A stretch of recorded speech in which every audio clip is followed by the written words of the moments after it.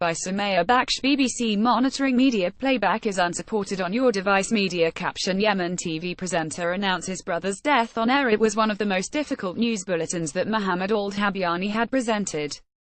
His voice cracked as he told viewers that his brother Aman's body had arrived home in the southwestern Yemeni province of Dammar.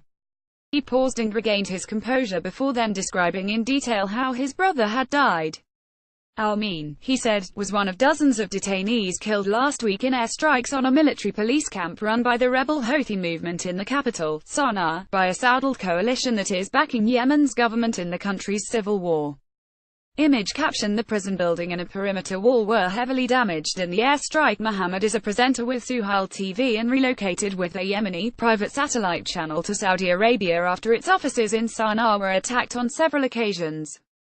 Suhail TV was one of many media outlets forced to close a move after the Houthis and their erstwhile allies, forces loyal to the late ex-president Ali Abdullah Saleh, seized Sana'a in September 2014. Amin, 28, was detained by the Houthi fighters in August in the shop, the city where he worked as a graphic designer.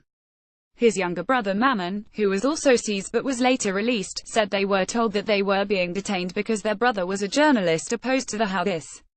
Image copyright Suhail TV. Image caption: an on-screen graphic shown on Suhail TV as Mohammed reported his brother's death. Mohammed says that when he heard that the coalition had bombed the military police camp in the Shaub district where Amin was being held, he was terrified, gripped by a sense of shock and fear.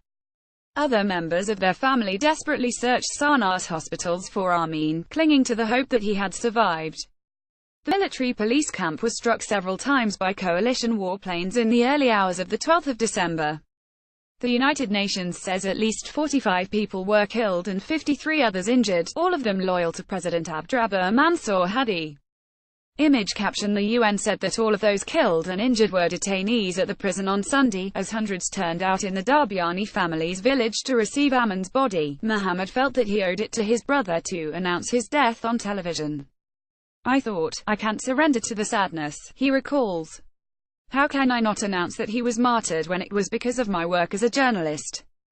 Mohammed says that being apart from his family at this time is particularly difficult because they had not come to terms with the death of his brother Ahmed in September 2015 before learning that Amin had been killed.